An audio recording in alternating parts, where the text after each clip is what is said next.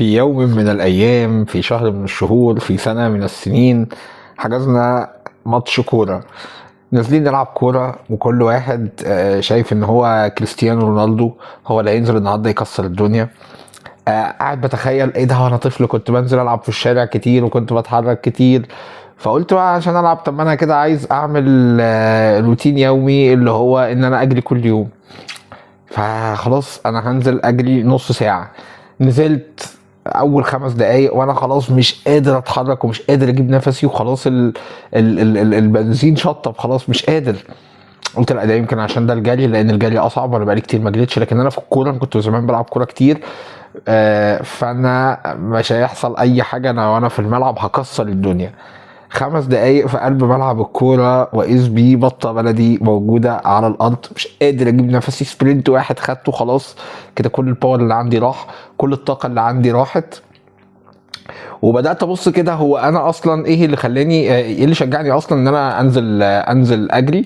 بصيت لقيت زميل ليا كان متصور بتيشيرت وهو بيقول ان هو قطع 42 كيلو ماراثون، وهو ماراثون جري. والحقيقه ده شجعني قوي، وحسيت ان انا لا، ما انا محتاج ان انا اجري، وان انا ممكن اقدر اعمل حاجه زي كده. فلما لما نزلت وجريت اول 5 دقايق احبطت قوي. قلت ايه ده انا كده ما كملتش تقريبا نص كيلو. طب يعني ده لسه بدري قوي، ده ال 42 كيلو لسه طوال يعني. ده كده الرحله طويله. فلما قعدت افكر، هو احنا المشكله بتاعتنا فين؟ المشكله بتاعتنا ان احنا دايما ما بنراعيش فرق السرعات اللي موجود ما بيننا. المشكله ان احنا دايما بنمشي في طريق، لكن ممكن الطريق ده جدا يكون مش بتاعنا. المشكله ان احنا مغرمين بالسوشيال ميديا، وقاعدين بنتفرج على ناس على السوشيال ميديا. لو هم الكويس فيهم، فانا باصص للقطه الاخيره بتاعت ان هو موجود دلوقتي وهو عنده سبونسرشيب مع ناس، وعنده ناس كتير بتشوفه، وعنده متابعين، وبيسافر وبيروح وبيجي. بس ما بصيتش ان هو شغال بقاله 8 سنين، عنده استمراريه لمده 8 سنين ومكمل عشان يقدر يوصل لحاجه زي كده. بعيدا بقى عن ان هو كويس او وحش، ده مش دي القصه هنا. وان انا اقعد بروح جاي مدخل نفسي في مقارنات بقى، وادخل نفسي في حاله اكتئاب. ان انا هو انا ليه مش زي فلان ده. فاحنا بنسال نفسنا دايما، انا هوصل امتى. لكن هل انا عمري سالت نفسي هل انا ماشي على الطريق الصح ولا لا؟ طب هل انا ماشي اصلا في الطريق بتاعي ولا لا؟ طب اصلا هل انا رسمت طريق عشان الطريق ده ابدا ان انا اتحرك عليه؟ ما هو اللي كان بيجري 42 كيلو ده في الاول، اكيد برضو اول 5 دقايق ما قدرش ان هو يجيب نفسه لحد ما قدر ان هو يكمل على نفس الطريق. ما يمكن انا مش هدفي ان انا اجري 42 كيلو، يمكن هدفي بس ان انا اجري نص ساعه، لكن انا عندي حاجه تانية اقدر ان انا احققها، واقدر ان انا اعملها في حياتنا. مشكلتنا في الوقت اللي احنا موجودين فيه ده، ان احنا مبهورين بالسوشيال ميديا، ان احنا مبهورين بكل الناس اللي حوالينا، ان احنا فكره الانبهار بقى، ان انا عايز اكون نموذج حد كامل، مش شايف الحاجات الناقصه اللي موجوده فيه. ان انا عايز اكون حد كامل، مش عايز ادفع الثمن اللي هو دفعه عشان يقدر ان هو يوصل لحاجه زي كده. كنت في فترة موجود مع أستاذ ليا، كان قاعد بيشرح لي على أنا طبعا منبهر بالحاجات اللي هو محققها، ومنبهر فقعد بيقول لي أنت عارف، أنا كنت أقل حاجة إن أنا كنت بذاكر كل يوم 4 ل7 ساعات، ده يوميا بيذاكر 4 ل7 ساعات. بيقول لي ده استمر معايا 9 سنين في الاول خالص، عشان اقدر ان انا اقدم ماده علميه، واقدر ان انا اشتغل في المجال اللي انا موجود فيه. كم واحد قادر فينا ان هو يلتزم لمده 4 ل9 ساعات او 4 ل7 ساعات كل يوم عشان يقدر ان هو يوصل لهدف معين؟ احنا اصلا مدمنين الريلز، ومدمنين ان احنا عايز اخد الحاجه الفاست تراك. ودلوقتي كمان بقى معانا الاي اي، وبنقدر ان احنا كمان ما بنعملش اي حاجه بايدينا. انا لو عايز اقول لاي حد كلمتين، فبقول له بص انا هروح اكلم فلان، فانت قول له بقى انا عارف ان عادل امام في المسرحيه يقول خد قول له انت، يعني نفس الفكره، خد قول له بقى الكلمتين دول. انا مش عايز اصلا افكر، ولا عاوز ادخل في اي لوب. والفكره ان هي عمرها ما بتمشي بالشكل ده. الفكره ان هي لازم الشخص الناجح الكبير قوي بدايته هتكون، ارجع لورا خالص كده 5 دقايق. ال5 دقايق ديت هي 5 دقايق فيهم قعد فيهم مع نفسه اتعلم حاجه معينه، فال5 دقايق بقت 10 دقايق، وال10 دقايق هتكون في كتاب اتوميك هابتس لما بيتكلم فكره يقول لك ان انت مش مهم السرعه، المهم الطريق. الفكره ان انت مش مهم ان انت تكون ماشي على سرعه كام، يعني انت ممكن تكون ماشي على سرعه 200 ولكن انت ماشي في طريق غلط، يعني انت في الاخر هتروح لفين؟ يعني مفيش اي حاجه، مفيش اي انديكيتور بيقول ان انت هتوصل في الاخر لهدف ما انت مستهدفه. انت مش شايف صوره نهائيه، انت مش شايف انت رايح لفين. فبالتالي انت هتلاقي حد بيتكلم في العربيات فهيعجبك قوي وهتتبسط وهو خلاص ايه ده ما شاء الله ده بقى جامد ومش عارف ايه. هتلاقي حد تاني بيتكلم في الكوره، الله ده مفيش منه حد بيتكلم في حاجه اقتصاد سياسه، بيتكلم في حاجه غنى، بيتكلم في اي حاجه تافهه. هتبص تلاقي ان انت النماذج بتاعتك بقت كتير والناس اللي موجوده حواليك بقت كتير، وانت في الاخر مش عارف انت رايح فين. انت مش عارف الدايركشن بتاعك، انت مش عارف طب اروح اتكلم في السياسه ولا اتكلم في الكوره ولا اتكلم في الرياضه ولا اتكلم في الدين. طب انا عايز ابقى زيهم بس مش عارف الطريق بتاعهم عامل ازاي، او مش عايز ادفع الثمن الكبير اللي هم الناس ديت دفعته عشان تقدر انها توصل، سواء انها تكون مشهوره او انها تكون معروفه او انها تقدم حاجه، سواء كانت الحاجه ديت حلوه او وحشه. وفي الاخر بتبص تلاقي النهارده يجي وبكره تلاقي برضه نفسك بتتفرج على نموذج جديد، ما هو ناس كتير قوي والسوشيال ميديا ضخمه، وبعده يجي وانت ما عملتش اي حاجه، انت محلك سر، انت ستيل قاعد بتتفرج. انا كنت بتفرج على فيديو جميل جدا، الفيديو بيتكلم على ال الناس المشاهير على السوشيال ميديا، واول واحد فيهم كان بيقول انا عمري ما اتفرجت على فيديو او عمري ما قعدت ان انا اسكرول في السوشيال ميديا، انا ما بتابعش السوشيال ميديا اصلا. وحد تاني بيتكلم ان انا كل يوم بنزل وبلعب رياضه وبروح واجي، انا مش بتابع السوشيال ميديا. وحد تالت اللي هو انا وانت قاعدين كده فاتحين السوشيال ميديا وعمالين نسكرول. اوكي، اصلا الناس اللي هي اول قاعده عارف انت كان في مقوله الجميله بتقول لك ان اول قواعد النعيم هو ترك النعيم. يعني اول حاجه عشان تقدر ان انت تعملها عمرك ما هتسكرول السوشيال ميديا وقاعد ومدي عقلك ده اجازه ومريح كده، وانت هتبص تلاقي نفسك الله ده انت مفيش منك اتنين. انت اول قرار للموضوع هو انك تسيب، اصلا هو الترك. اول حاجه هو قلم الترك، ان انت تقدر ان انت تسيب، ان انت تقدر ان انت تبعد، ان انت تقدر ان انت تحط لنفسك الطريق ايا كان الطريق ده عامل ازاي. انا من ضمن الحاجات اللي لما كانوا بيسالوا ايمن عباس اللي هو الشارك المعروف يعني، وبيقولوا له ايه اهم 3 نصايح عايز تقدمهم للشباب، بصراحه قال 3 نصايح ذهبيه. اول حاجه قال لك ان انت محتاج تمشي في اي طريق، ده مبدئيا، لان المشي احسن من انك تكون واقف. فانت تمشي في طريق غلط مش مشكله، لكن على الاقل هتعرف ان انت لو مشيت الطريق ده فده اخره غلط، فهتمشي في طريق تاني صح.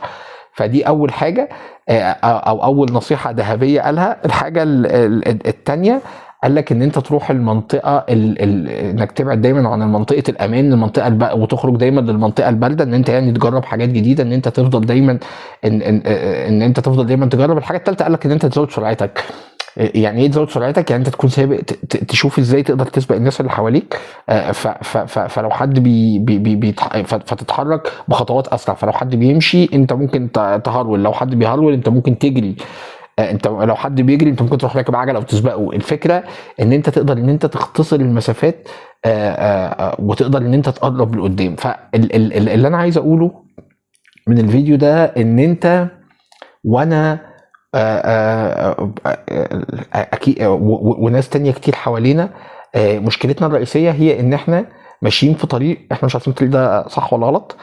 باصين لنماذج قدامنا، هي احنا باصين للصوره النهائيه مش باصين لاي حاجه قريبه، وعاوزين نتخيل ان احنا في الاخر هنقدر ان احنا باللي احنا بنعمله ده هيوصلنا للنتيجه دي. وكأن انت بتوصل ما بين نقطتين، النقطه ديت والنقطه ديت. فانت عايز دي النقطه اللي انت نفسك توصلها ودي النقطه اللي انت موجود فيها النهارده. اوكي، عارفين انتوا في حاجه اسمها الجاب اناليسيس في البيزنس. اوكي، الجاب اناليسيس ده بعمل ايه؟ بقول از انا هنا النهارده، والتو بي انا نفسي اكون هنا انا اهو، واللي في النص دي بيسموها الجاب، دي الفجوه اللي انا، دي النقط اللي انا بحتاج ان انا اعملها. نصيحتي النهارده حاول تعمل جاب اناليسيز لنفسك عشان تكون صادق وقاعد شايف حياتك. انت ما ينفعش تقول ان انت ان انت بتجري زي حالاتي كده 5 دقايق والتو بي بتاعك ان انت عايز توصل 42 كيلو، والثمن ان انا اول ما انزل في اول يوم هلاقي نفسي جريت ال 42 كيلو. لا، ده الثمن بتاعها سنتين. الثمن بتاعها ان انا هجري كل يوم لمده اول يوم 5 دقايق، اول شهر كله هفضل كل يوم انزل اجري 5 دقايق، تاني شهر الاداء بتاعي هيطلع ل 10، ثالث شهر هيطلع لربع ساعه، كل يوم هنزل اعمل نفس الاكتيفيتي. ده انا ممكن اعمله مرتين في اليوم، ممكن اعمله 3 مرات في اليوم. نصيحتي ليك النهارده اعمل الجاب اناليسيس بتاعك النهارده، شوف انت فين وشوف ايه اللي انت عايز توصل له، وشوف الفجوه اللي منعاك في النص ان انت او الجاب اللي انت بتقع فيها كل مره، الجاب اللي هي اصلا مخليه الاهداف بتاعتك ما تتحققش، الجاب ديت اللي هو حاجات لو انت عملتها هتوصلك، او حاجات انت بتعملها وعمرها ما هتوصلك، دي او دي هي دي الجاب اللي في النص. فاكتب الحاجات اللي انت بتوقعك فسيبها او حاول ان انت تقلل منها، اولها السوشيال ميديا وادمانها وادمان الريلز، والحاجات اللي هي ممكن توصلك او لو ان انت تلتزم بيها، وابدا حط لنفسك روتين، اعمل اتوميك هابتس، اعمل عاده، اعمل حاجه بسيطه جدا جدا جدا جدا، ابدا ابني عليها، وخلي تفكيرك ان انت النهارده ان انت هتعمل ده عشان كل يوم احسن من امبارح، بكره احسن من امبارح، النهارده احسن من امبارح، وبكره احسن من النهارده، وكل يوم حتى لو بنسبه يعني انت لو حسبتها ولقيت ان انت بتغير في يومك بنسبة 1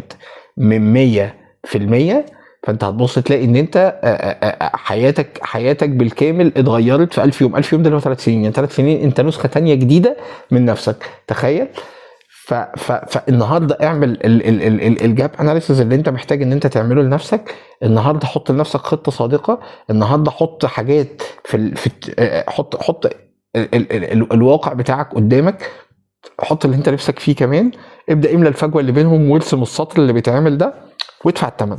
ادفع الثمن ايا كان الثمن ده عامل ازاي. لو كان الثمن ده وقت فادفع الثمن الوقت، ان كان الثمن ده مجهود ادفع الثمن ده مجهود، لو كان الثمن ده ترك ادفع الثمن ده ترك. عمرها ما هتيجي بفكره، يعني انا من الحاجات اللي انا بصراحه ما بقتش مؤمن بيها فكره البالانس في كل حاجه في حياتي، وان انا هقدر ان انا مش عارف اعمل وقت الكذا واعمل وقت الكذا واعمل وقت الكذا، وانا ولا شفت حد ناجح في البالانس ده لحد النهارده، ولا شفت حد ناجح قدر ان هو يعمل بالانس. ولو بلاقي حد ان هو لان في الاخر انا الحياه في الاخر هي اختيارات، هي قرارات. وعارفين النظريه اللي هي بتتكلم في نظريه الفرصه البديله في الاقتصاد. ايه نظريه الفرصه البديله دي؟ بيقول لك ان انت لما بتختار اختيارات او لما بتختار اختيار معين، فانت تمنه ان انت كان في اختيار تاني ممكن تعمله ما عملتوش. يعني انت لما تقول ان انا هقعد اذاكر كل يوم ساعتين، والمذاكره اللي انا هذاكرها ديت هذاكر وليكن رياضه او رياضيات او هذاكر اداره مثلا. لو قراري ان انا هذاكر اداره هو قرار بيقول ان الساعتين دول كان ممكن اذاكر فيهم اي حاجه تاني في الدنيا، لكن انا اخترت الاداره، فخلاص انا الوقت ده راح للاداره، في ساعتين مش هيتعوضوا تاني في حياتي، خلاص ذاكرت فيهم اداره. فبفكره نظريه الفرصه البديله احنا محتاجين نحسن الاختيار، احنا محتاجين نكسر الحلقه بتاعه الكلام الكتير المعسول اللي بيتقال حوالينا. فكره ان انت اعمل بالانس، ما تعملش بالانس يا عم، ما تعملش بالانس. انت محتاج، انت اصلا انت اصلا بتحرق 7 ساعات في يومك، بالانس ايه؟ انت لو عايز تقول لي انت اصلا تشتغل نفسك. انت اصلا لا انت اللي بتعمل العبادات اللي هي بالشكل اللي انت حاطه لنفسك، ان انا كل يوم هنزل اصلي في الجامع واصلي الفجر، وكل يوم اعمل ورد قران، وكل يوم اقول اذكار الصباح والمساء، وكل يوم هعمل. ولا انت اللي بتحط ورد القراءه اللي هو الساعه اللي هتقراها كل يوم، ولا انت اللي بتلعب الرياضه اللي هتلعبها كل يوم، ولا انت اللي مش عارف هتعمل ايه، والكورس اللي بيتاجل بقاله 5 6 سنين ده. انت اصلا بتشتغل نفسك. اوكي، ليه؟ لان اصلا الطريق ده غلط، انت ماشي في طريق هو مش هيوصلك لده. احنا مشكلتنا الرئيسيه مش في ان احنا بنحط اهداف، احنا مشكلتنا ان العقل دايما عقل كسول، فهو محتاج ان هو يبدا، فمحتاج ان انت ترسم له طريق، فمحتاج ان انت تحط رجلك على اول الطريق. انت مشكلتك انت مش تحط رجلك على اول الطريق، فما تضحكش على نفسك وترجع تعيد نفسك بنفس الطريقه، بنفس الاهداف، بنفس القصص اللي انت وقعت فيها مليون مره قبل كده، وتستنى نتائج مختلفة. اوكي، انت لو عملت حاجة معينة هتوصلك لنفس النتيجة، لانك عملتها بنفس الطريقه، ما عملتش حاجه جديده. انت لو قاعد كل يوم بتتفرج على السوشيال ميديا، بعد 10 سنين انت نفسك بتتفرج على السوشيال ميديا. السوشيال ميديا مش هتطلع لك ماسلز اداره، مش هتعلمك ان انت تكون احسن حد بيتكلم في التاريخ. اوكي، عشان تتكلم في التاريخ محتاج تقرا في التاريخ، وعشان تقرا في التاريخ محتاج انك تتعمق فيه. لو محتاج ان انت عشان تتكلم في الرياضه ان انت تتفرج على الرياضه. فاللي بيطلع يتكلم محتوى رياضي مثلا انت شايفه وشايف ان هو شخص ناجح وموجود وجميل على السوشيال ميديا، ده قاعد بيتفرج كل يوم على 3 4 ماتشات، يعني قاعد بيشتغل 6 ساعات وبعد كده قاعد بيحلل وبيطلع محتوى للحلقه وبعد كده بيطلع ان هو يتكلم، مش قاعد بيلعب. فهو بيدفع ثمن الحاجه اللي هو بيعملها. لا، وكل يوم بيتفرج. انت لو في ماتشات انت مش عارف تتفرج عليها، تخيل كل يوم لازم مجبر ان هو يتفرج على الماتشات دي، لو ما اتفرجش عليها محدش هيشوفه. تمام.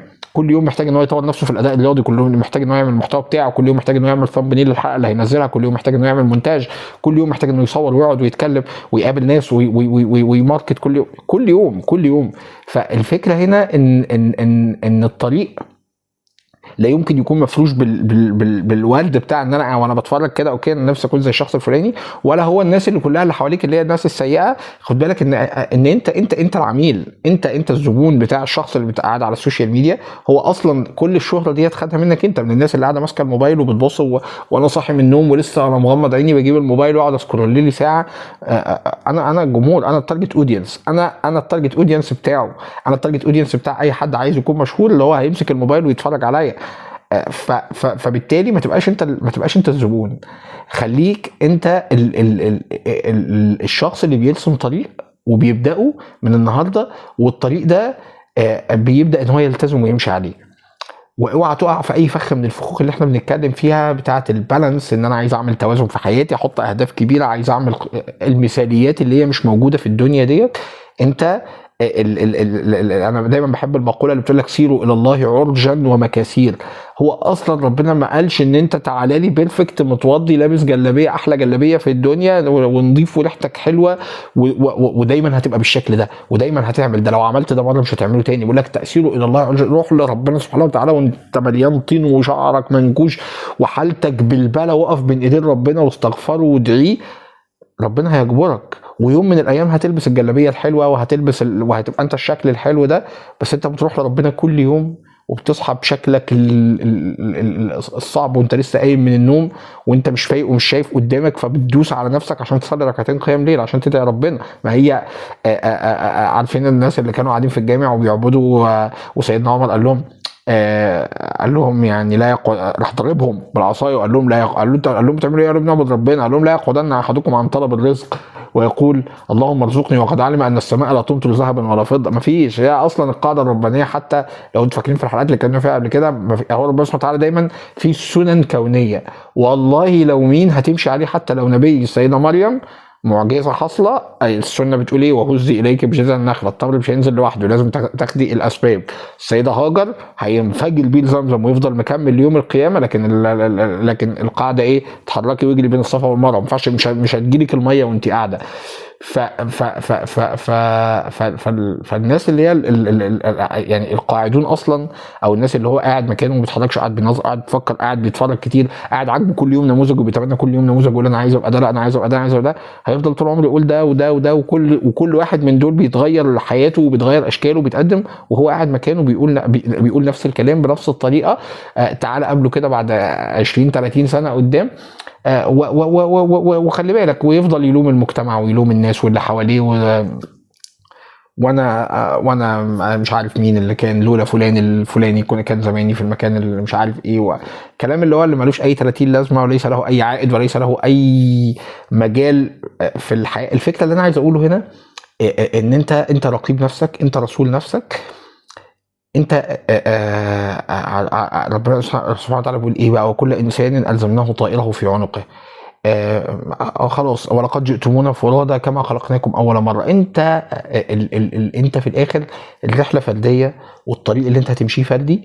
لو انت وانت مسؤول عن كل القرارات اللي انت هتعملها، انت مسؤول عن الحاجات اللي انت هتتبناها، انت مسؤول عن يومك، الوحده الصغيره اللي هو ممكن يشكل اسبوعك، الوحده الاكبر اللي ممكن يشكل الشهر بتاعك، اللي ممكن يشكل حياتك. فلو انت قدرت ان انت تحسن جوده اليوم بتاعك، فانت تقدر تحسن جوده الاسبوع، تقدر تحسن جوده الشهر. وده تعمله ازاي؟